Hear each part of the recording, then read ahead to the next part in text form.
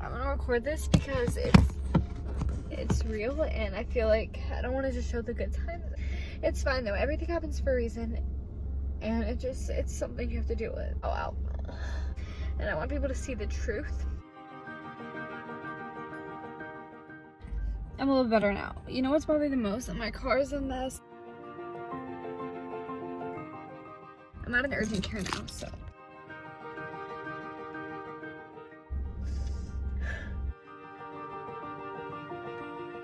I think I broke my shoulder, like I'm like 100% sure. I'm supposed to drive right now, so I'm gonna be figuring that out. You just have to be prepared. It's not like I have my mom, my dad here to call and help and take care of me. And so I need to do this on my own and figure it out because we can do it.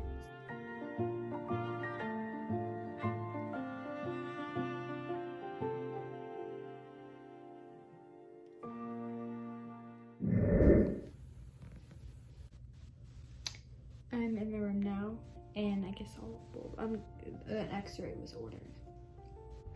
Okay guys, I'm now on a sling. You can't really see, it's really dark, but I'll come up with some updates tomorrow. Okay, I'm gonna tell you guys the full story time now of what happened.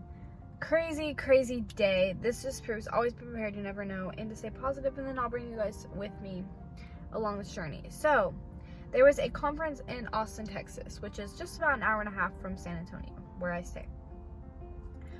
I have family that lives in Austin, so I was like, cool, I'll stay with them, it'll be fun.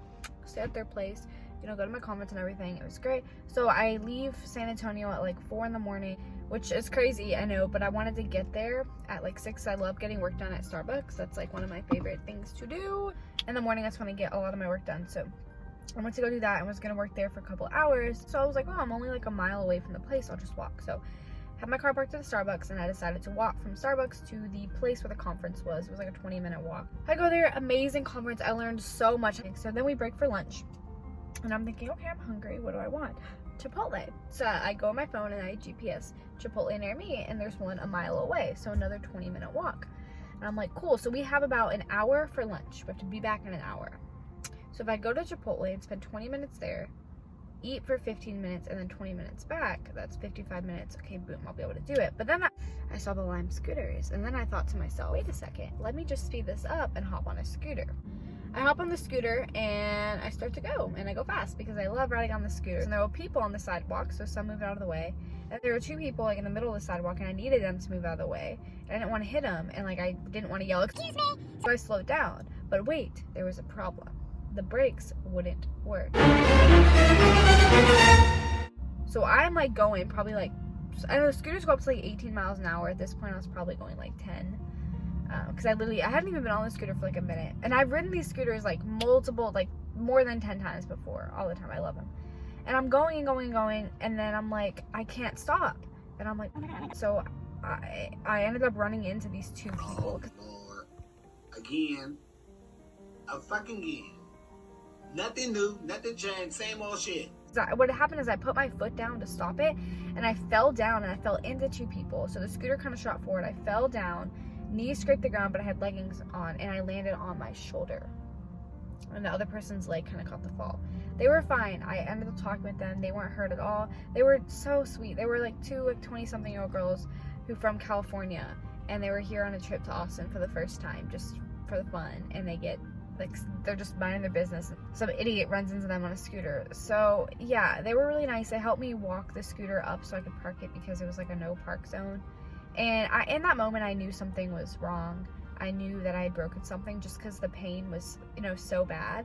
And like my fingers started tingling. So signs of a fracture are tingling fingers, are starting to swell. You can just tell the difference between a sprain or a break. And also I have osteogenesis imperfecta, also known as brittle bone disease. Basically, it means that if you and I were to both fall, I'd have a higher chance of breaking a bone. I have type 1. I'm very, you know, at the end of the day, I'm grateful, and here's why. It could have been so much worse. So yeah, my shoulder, oh yeah, anyways, all right, let me finish the story.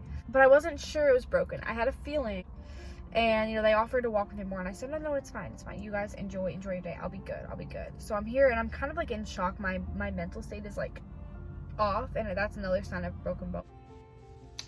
I'm in the room now, and I guess an x-ray was ordered. The pain wasn't so much bad there, but I was so shocked that I was like crying, but trying to hold it in. I'm gonna record this because it's real, and I feel like I don't want to just show the good times, I want to show the bad times. But at the same time, you know what?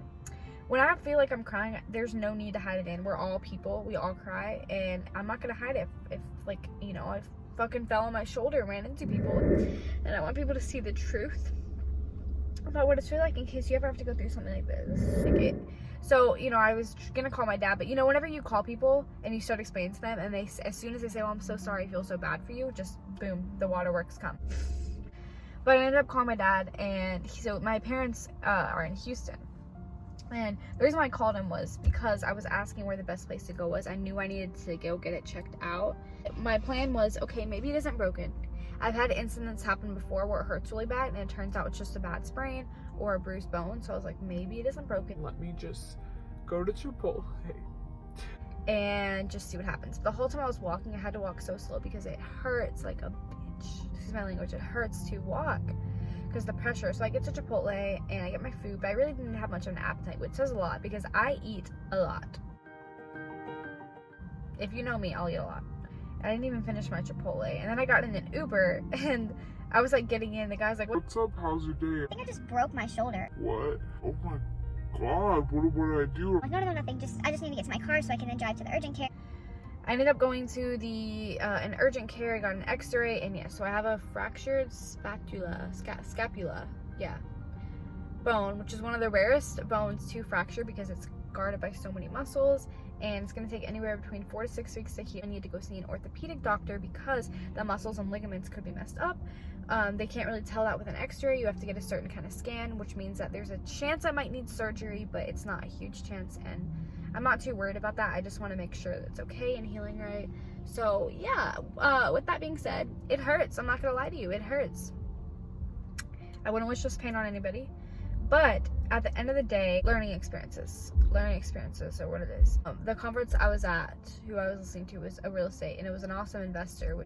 I got a lot of value the first time, and I'm gonna go back the next time. But his name is Phil, and he always says, big problems are big opportunities. It's the way you see it. This is a big problem. So really, it's a big opportunity. There's nothing, I can't go back and change it, right? I can't go and, not ride the scooter. And you know what, that's not gonna stop me. I'm still gonna ride scooters. Once this heals, I'm getting back on the scooter because I love them and they're fun. And hey, accidents happen, but I'm grateful that it's my arm and not my leg, because legs hurt, so I can still walk. I'm starting with a different real estate group on Monday. I can still do that. I can still write, I can still read, I can still do this, and I can still be on my own. It is hard getting the sling off, and I realized this is another waking experience. I've been so busy. Now, there's always room for improvement, but I've been busy feeling myself, like really making shit happen. And so I was like, I'm gonna go to the conference still. But I woke up this morning and I told myself, I said, hey, I had two mindsets. I had the Grant Cardone mindset going 10x, go, be tough. Then I had Ty's mindset saying that it's okay to make a little bit less money to have the good life. So what that made me realize is it's okay to not learn everything about real estate in 3 days and make money a little bit later to take care of myself. That was a really important wake-up call. I'm still gonna 10x, and hey, I'm still gonna get a lot of shit done. I'm about to read a book right now. But point being, things happen. It's not gonna stop me. I'm figuring out what I need to do. I got the notes that I had taken. I'm going to the next event that there is.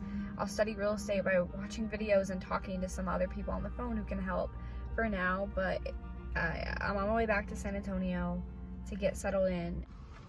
This also taught me, and this is something else I've learned from 67 Steps, is to be humble, have humility. We need help. Okay, that's one big problem of a modern world, is we're conditioned to be so independent, which is great, but sometimes it's okay to ask for help. That's how early humans were conditioned, to be in groups and help each other. So, my aunt who's over here kept offering to come down. I wanted to do the urgent care and the whole thing on my own.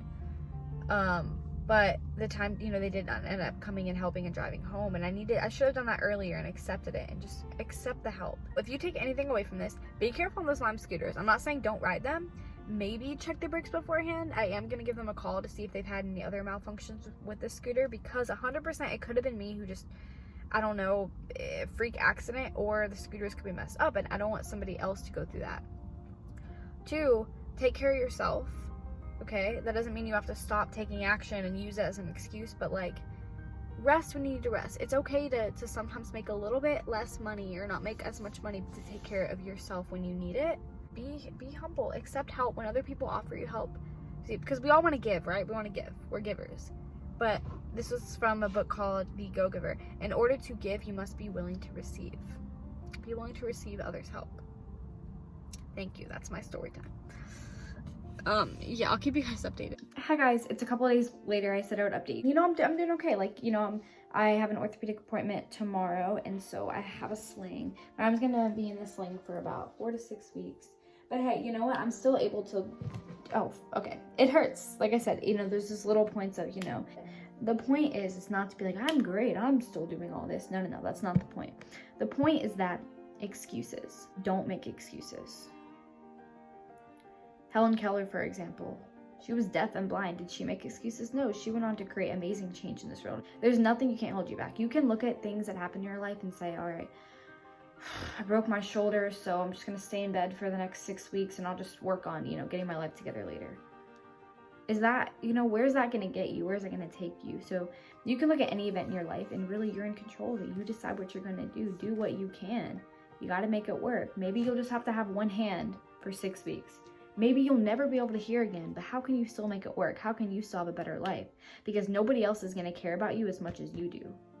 So when you start caring about yourself, more people will care about you because they'll see that and they'll respond to it. If you don't care about yourself, you don't take care of yourself, you just kind of let everything in the world happen to you, no one's going to care because you're in control of your life. So if you take anything away from that, look at your life, evaluate right now and say, what am I making excuses about? We all do. I make excuses all the time. But let's work together and let's stop that. Let's cut that shit out.